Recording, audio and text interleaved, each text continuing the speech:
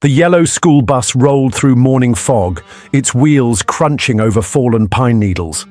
26 students from Westfield University laughed, sang, Snapchat with their phones, taken selfies, and pressed their faces against windows as the autumn landscape of Pine Hollow Forest passed by.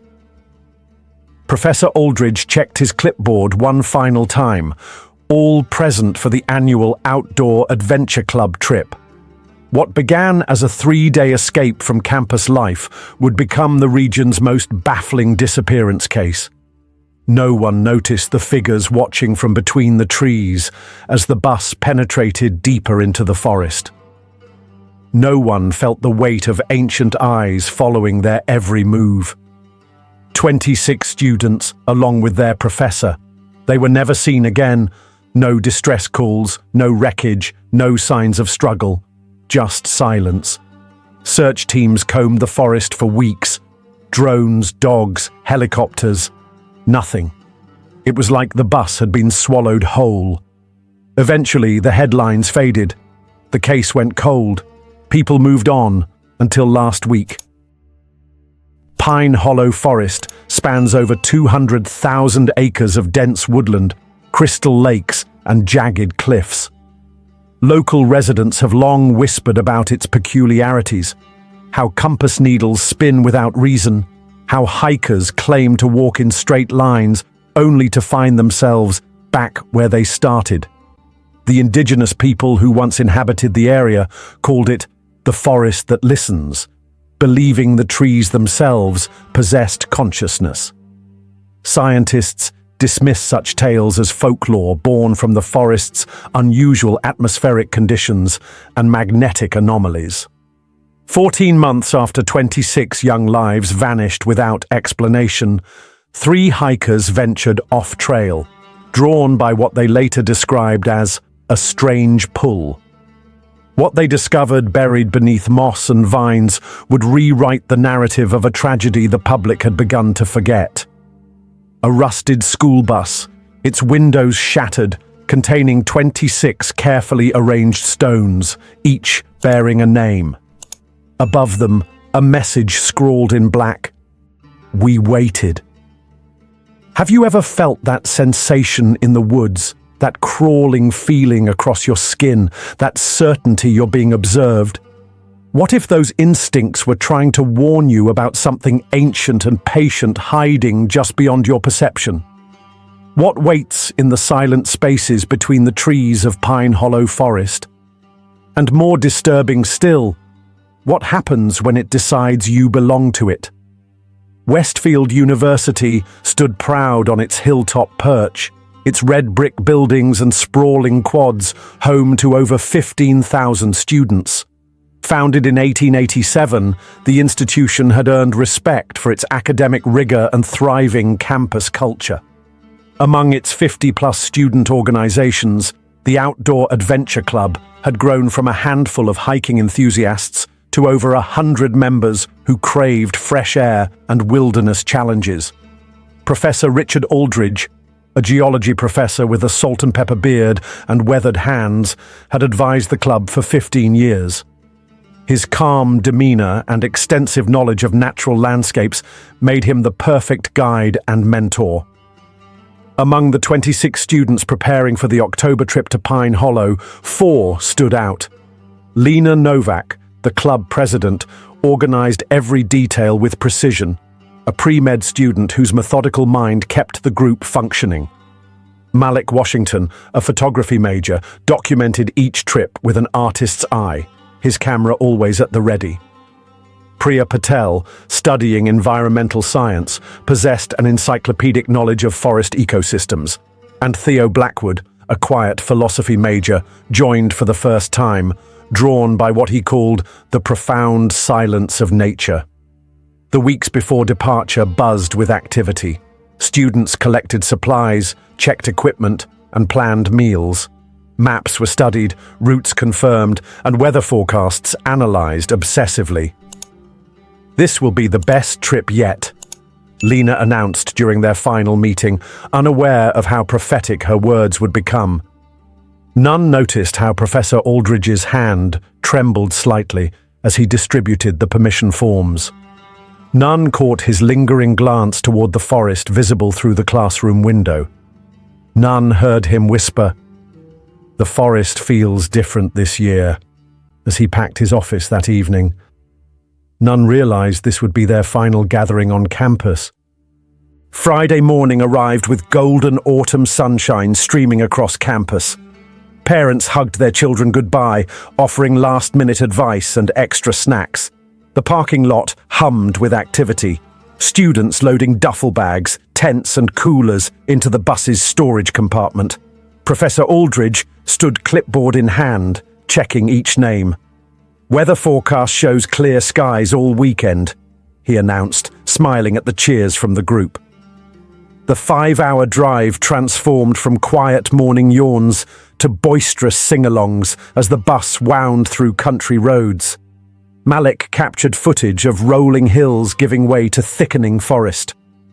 Priya identified passing vegetation, while Theo gazed thoughtfully out the window, notebook open but empty. By mid-afternoon, they arrived at the eastern edge of Pine Hollow Forest. The bus navigated a narrow dirt road until it reached a clearing beside a pristine lake that reflected the surrounding pines like a mirror. "Welcome to paradise," Lena called out as everyone disembarked. Teams quickly formed to establish camp. Tents popped up in organized rows while others gathered firewood or filtered water from the lake. Professor Aldridge supervised the creation of a fire pit, rimming it with heavy stones. As dusk approached, the campfire crackled to life. Students roasted hot dogs and marshmallows, sharing stories and laughing beneath emerging stars. Someone produced a guitar, and voices joined in familiar songs that echoed across the water. "No cell service out here. Exactly what we wanted," Malik said, tucking his phone away. Hours later, as conversations quieted and some retired to their tents, Lena checked her phone to set an alarm for morning activities. The screen remained black, despite pressing the power button repeatedly. "That's weird," she muttered, tapping the device against her palm. "I charged it fully before we left." She turned to Priya. "Can I borrow your charger tomorrow?" Somewhere beyond the firelight, branches snapped. Then silence fell, deeper than before. Darkness settled over Pine Hollow as the campfire dimmed to glowing embers. Most students had retreated to their tents, but Malik and Priya volunteered for a final firewood collection before lights out. "We'll stay within sight of camp," Malik assured Professor Aldridge, switching on his headlamp. The pair ventured toward a fallen oak they'd spotted earlier. As Malik gathered branches, Priya's flashlight beam caught something half buried in the soil. "Malik, look at this." She crouched down, brushing away damp leaves. A child's shoe, small, red and remarkably clean, lay nestled in the dirt. Its laces tied in a perfect bow, it showed no signs of weathering despite being outdoors. "That's odd," Malik whispered, touching the material. "It feels new." "There aren't any family campgrounds for miles," Priya said, "and no child would walk this far barefoot." They brought the shoe back to camp, showing it to Professor Aldridge, who examined it with furrowed brows. "I'll check with forest rangers tomorrow," he said, placing it in his tent. Around 2 a.m., Theo jolted awake. A rhythmic tapping, like knuckles on hollow wood, came from beyond the tent wall. He listened, counting the pattern. 3 quick taps, pause, 2 slow taps, pause, repeat. When he woke his tent mate to listen, the sounds stopped immediately. Similar reports came from other tents, strange tapping that moved around the campsite but remained just out of sight. Dawn brought a new challenge. A dense fog rolled in from the lake, so thick students couldn't see more than 5 feet ahead. The temperature dropped sharply, breath visible in cloudy puffs. "Everyone stay close to camp until this lifts," Professor Aldridge instructed during breakfast. Walking to retrieve supplies from the bus, Aldridge froze. The vehicle, parked 20 yards from camp the night before, had somehow shifted. Its front wheels now angled toward the forest rather than the lake, as if someone had attempted to drive it away. The door remained locked, and the keys sat heavy in his pocket. By midday, whispers circulated among the students. "Did you hear about the bus moving? What about those tapping sounds? My phone's dead too, all of them are." Laughter grew less frequent. Eyes darted to the surrounding trees. The once exciting wilderness adventure had acquired an uncomfortable edge, a sensation that something wasn't right in the stillness of Pine Hollow Forest. The fog thinned by afternoon, prompting a small group to venture to the lake for water. Lena, Theo, and 2 other students filled containers at the shoreline when Theo noticed something unusual at the water's edge. "Look at these," he called, pointing to a series of impressions in the mud. Small bare footprints, child-sized, formed a neat line leading directly into the water. The prints appeared fresh, edges still sharp despite the morning's dampness. Most disturbing was how they simply stopped at the lake's edge, as if whoever made them had walked straight into the depths. "Could be raccoons or deer," Professor Aldridge suggested when they reported back, though his expression betrayed doubt. Animals often create patterns that look human-made. The sky darkened prematurely that afternoon. Clouds gathered with unnatural speed, transforming from wispy strands to heavy, bruised masses within minutes. The temperature plummeted as rain began, first as gentle drops, then as sheets of water pounding against tent fabric. Inside her tent, Priya jolted upright when she distinctly heard someone whisper her name just outside the canvas wall. "Priya, come outside." She peered through the zippered opening, but saw only sheets of rain. Similar reports spread through camp. Devon swore someone called him from the trees. Malik heard his full name, middle name included, whispered directly into his ear while photographing the storm. Most unsettling was the laughter that multiple students reported hearing between thunderclaps, high-pitched, childlike giggles that seemed to come from everywhere and nowhere. Professor Aldridge gathered everyone in the largest tent as evening approached. His geology training provided rational explanations. Sound carries strangely in forests, especially during storms. Wind through rock formations creates human-like noises. Stress and isolation make minds more susceptible to suggestion. "We're perfectly safe," he assured them. "Tomorrow we'll hike to the ranger station if phones still aren't working." But the group's cohesion had begun to fray. 2 factions formed, one believing Professor Aldridge's explanations, another convinced something unexplainable lurked in the forest. Arguments erupted over dinner preparation. 3 students refused to return to their tents, instead crowding into already full shelters. "I'm not imagining things," Malik insisted when his concerns were dismissed. "Something watches us from those trees." That night, nobody slept well. Every gust of wind, every cracking branch amplified through darkness. Whispered theories passed between tents. Perhaps they'd stumbled into restricted territory. Maybe this was why the forest remained so undeveloped despite its beauty. By morning, the group's excitement had curdled into collective dread. Dawn broke with a silence that hung heavy over the campsite. The rain had stopped, leaving the ground soggy and the air thick with moisture. Professor Aldridge was first to rise, gathering kindling for a morning fire when he froze mid-stride, his gaze fixed on the spot where the bus should have been. "Everyone up!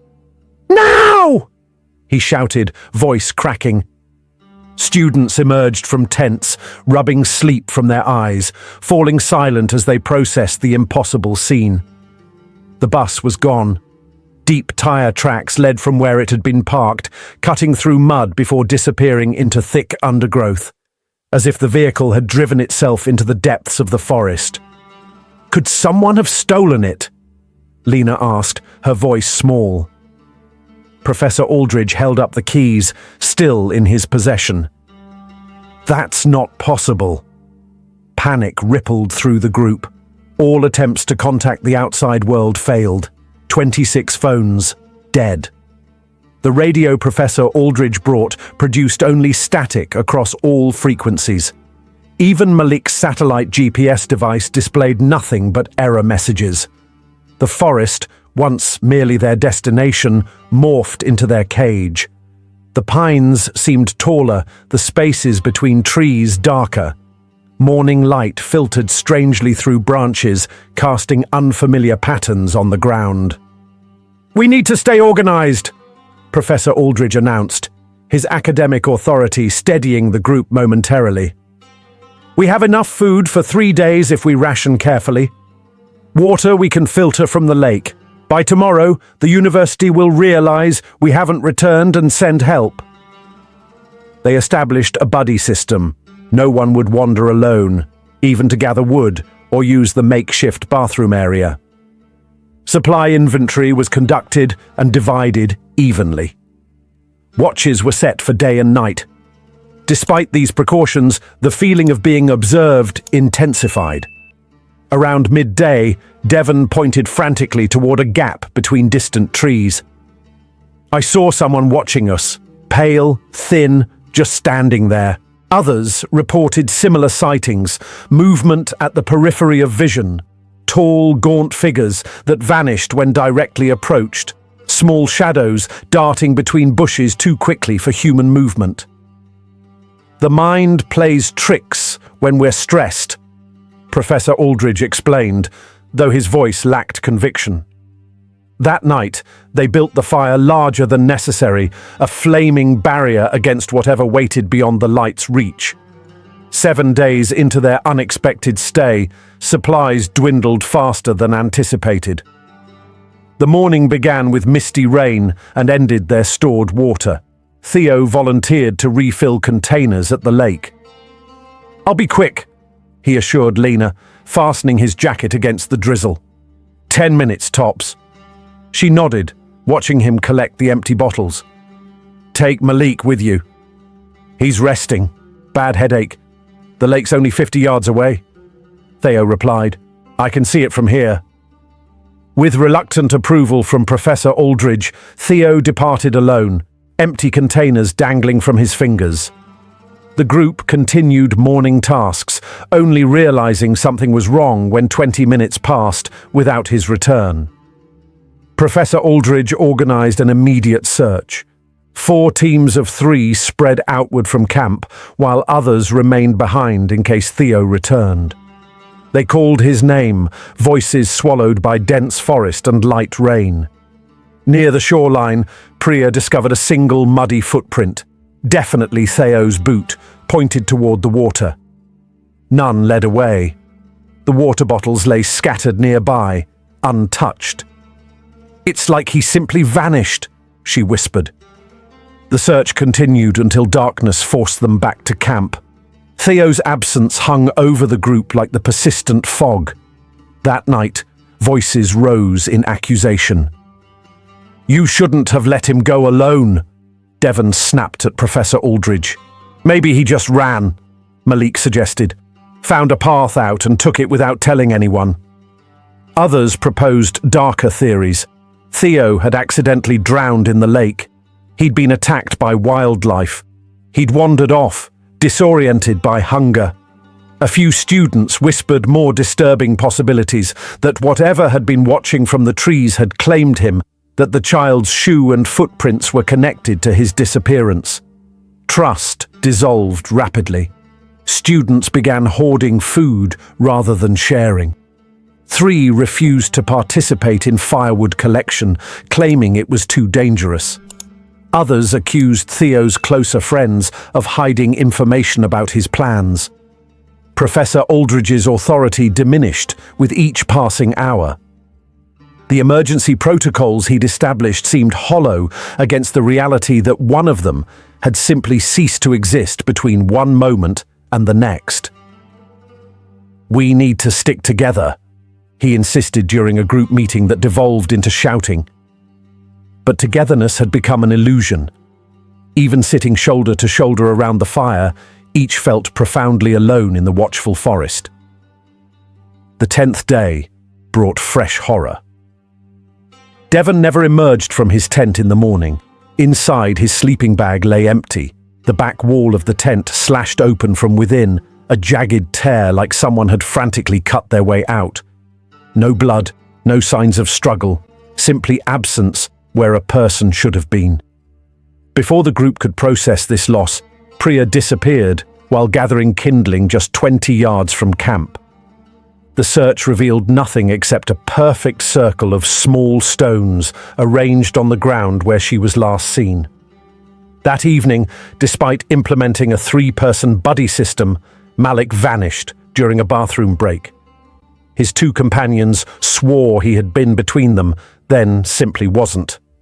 Where he should have stood, searchers found a crude charcoal drawing on a tree trunk, a single, unblinking eye. "We need to leave. Now." Professor Aldridge's voice trembled as he addressed the remaining students.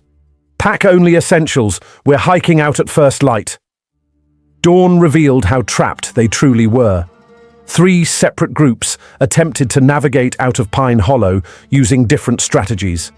The first followed the tire tracks from the missing bus, only to find themselves back at camp after 4 hours of walking. The second used Professor Aldridge's compass, keeping due east toward the nearest road, yet somehow looped back to their starting point. The third climbed a tall ridge to spot civilization, reporting only endless forest stretching in all directions. "That's impossible," Lena whispered. "The forest is only 30 miles across." Their supplies dwindled to dangerous levels. Clean water remained plentiful from the lake, but food rations dropped to a few hundred calories per person per day. Sleep deprivation took its toll. Many refused to close their eyes after dark, convinced they would be taken next. Physical symptoms manifested. Nosebleeds occurred without warning. Some reported momentary blindness. Others claimed to hear voices in their heads urging them toward the trees. Professor Aldridge developed a persistent cough that produced black fluid. Even the most rational students began accepting theories they would have dismissed days earlier. The forest itself seemed aware, changing subtly around them. Paths altered overnight. Trees appeared where none had stood before. The lake water occasionally ran red at dawn, clear by mid-morning. "This isn't a normal forest," one student announced during what had become nightly crisis meetings. "We need to stop pretending it is." No one argued.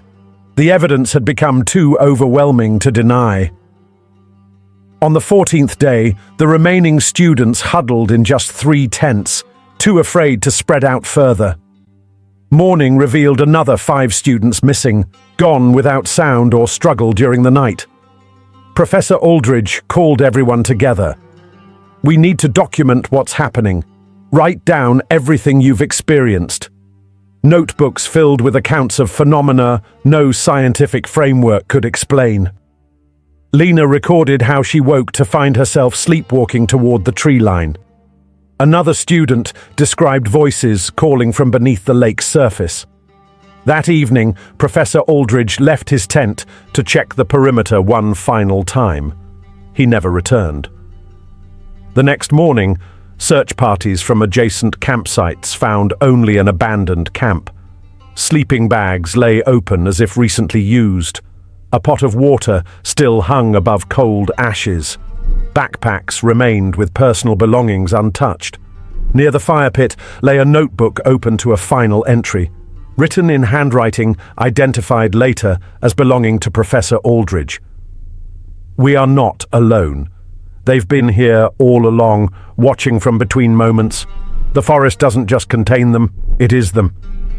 Below this, a shaky sketch depicted elongated figures standing among trees, their features blurred, as if in motion. Westfield University reported the group missing when they failed to return. Parents flooded the small ranger station, demanding answers. Police established a command center at the abandoned campsite. For weeks, hundreds of searchers combed Pine Hollow Forest. Helicopters with thermal imaging swept overhead. Tracking dogs followed scents that abruptly vanished mid-trail. Not a single body, blood trace, or definitive clue emerged. University officials faced accusations of negligence. Parents held vigils that gradually dwindled in attendance. Media interest waned as weeks stretched to months, with no developments. Eventually, the case file moved to the back of filing cabinets. The search area, trampled by investigators, slowly returned to wilderness. Pine needles covered the fire pit. Rain washed away footprints. The forest absorbed all evidence that 26 people had ever been there. 14 months after the Westfield disappearances, 3 hikers ventured into Pine Hollow's remote northwest quadrant. Alex Mercer, a geology graduate student, led his friends Danielle Wong and Miguel Cortez along deer trails rarely traveled by humans. "There's supposed to be an unusual rock formation in this valley," Alex explained, consulting his topographic map. No documented visits since the 1970s. The trio pushed through dense undergrowth, following what appeared to be a natural depression in the landscape. Halfway down the slope, Danielle spotted something metallic, glinting through layers of moss and vines. "That's not natural," she called, pointing to a patch of faded yellow visible beneath the greenery. Together, they cleared away vegetation, revealing what no search party had managed to find: the missing Westfield University bus, partially buried in the hillside as if it had been driven directly into the earth. Rust had claimed most of the exterior. All windows were shattered, frames bent outward as though broken from within. The emergency exit hung from a single hinge. "This must be the bus from that missing student's case," Miguel whispered, phone camera already recording. Inside, nature had begun reclaiming the vehicle. Mushrooms sprouted from seat cushions. Small animal nests occupied corners. Personal items lay scattered: a backpack still containing textbooks, a water bottle with a university logo, a mud-caked sneaker identical to those in student photos. But the true horror waited at the rear of the bus. Arranged in precise rows across the back seats were 26 smooth stones, each approximately the size of a human palm. Every stone bore a name written in what appeared to be permanent marker, names matching the manifest of missing students and their professor. Above this macabre memorial, words had been scrawled on the metal wall. "We waited." Most disturbing were the stones themselves. Laboratory analysis would later confirm they weren't from Pine Hollow or any nearby geological formation. Their mineral composition matched no known stone on Earth. Each contained trace elements impossible in natural formation. "Who arranged these?" Danielle asked, voice barely audible. None of them voiced the obvious question. Waited for what? The message implied patient anticipation, as if the disappearance had been not an ending but a beginning, not a tragedy, but a transition. The discovery of the bus reignited the dormant investigation. FBI forensic teams descended on Pine Hollow, establishing a perimeter around the site. The bus was carefully extracted and transported to a secure facility for comprehensive analysis. Every inch of the vehicle underwent scrutiny: fingerprints, DNA, fiber analysis, metallurgical testing. The stones became the central focus, defying scientific categorization.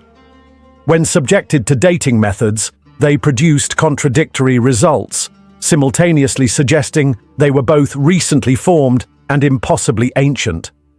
"These objects don't conform to known geological principles," stated Dr. Eleanor Voss, lead researcher at the National Materials Analysis Laboratory. The molecular structure appears to be in constant flux at the quantum level. Theories multiplied as evidence mounted. Criminal investigators proposed a mass kidnapping by an organized group, though no ransom demands had ever materialized. Wilderness experts suggested extreme weather conditions could have disoriented the students, leading to collective panic and flight into dangerous terrain. More unusual explanations gained traction as conventional theories failed. Some pointed to the region's unique electromagnetic properties, suggesting a natural phenomenon had affected perception and behavior. Others referenced documented cases of temporal displacement, instances where people reported experiencing time differently within certain geographical locations. Local historian Martin Blackwood connected the case to indigenous warnings about Pine Hollow. The original inhabitants avoided this forest entirely, he explained. Their oral traditions describe it as a thin place where our world touches another. Most compelling were the similar incidents throughout Pine Hollow's history. 8 documented cases of unexplained disappearances dating back to 1879. In each instance, search parties reported compass malfunctions, equipment failures, and sightings of pale figures among the trees. The investigation produced a 400-page report that offered no conclusive answers, only the haunting suggestion that some mysteries resist conventional understanding. The bus remained in secure storage, the stones locked in climate-controlled containers, their composition still unidentified by modern science. Westfield University erected a memorial garden where 26 trees, one for each missing person, form a perfect circle. Bronze plaques bear names and dreams cut short. Lena Novak, aspiring surgeon; Theo Blackwood, philosopher; Professor Richard Aldridge, beloved mentor. Each anniversary, families gather here, their questions still unanswered, their grief unresolved. The university transformed its approach to outdoor activities, implementing stringent safety protocols and mandatory satellite communication devices. The Outdoor Adventure Club disbanded, its remaining members unable to continue beneath the shadow of what happened. Pine Hollow Forest itself changed in public perception. Tourism dropped 90%. Research teams now enter only with military-grade tracking equipment and armed escorts. Signs posted at every access point warn visitors to stay on marked trails and exit before dusk. "The woods have always kept secrets," said former ranger Douglas Hayes. But after the Westfield case, people finally started respecting those secrets. Local economies suffered as visitors avoided the region. However, a different demographic arrived. Those drawn to unexplained phenomena, metaphysical researchers, and documentary filmmakers seeking to capture what can't be explained through conventional means. The case forces us to confront uncomfortable truths about human knowledge. Modern society operates under the assumption that science can eventually explain everything, that mysteries exist only until proper investigation reveals their causes. The Westfield disappearance challenges this comfortable certainty. What happens to our understanding of reality when faced with events that defy categorization?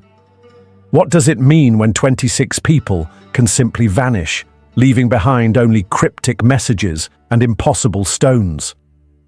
5 years later, the case remains officially open.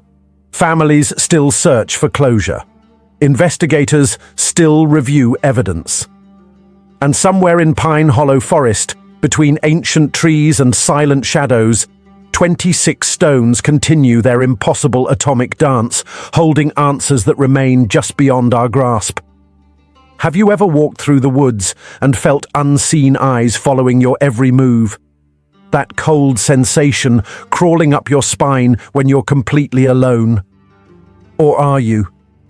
What do you think really happened to those 26 Westfield students? Was it something natural we just haven't discovered yet, or something beyond our understanding? Comment below if you'd brave a night in a forest with a history of disappearances. Or share your own unexplained experience from the great outdoors. I read every comment. New mysteries arrive every day. Hit subscribe and turn on notifications so you don't miss the next case that will keep you awake at night. Until next time, stay curious and stay safe.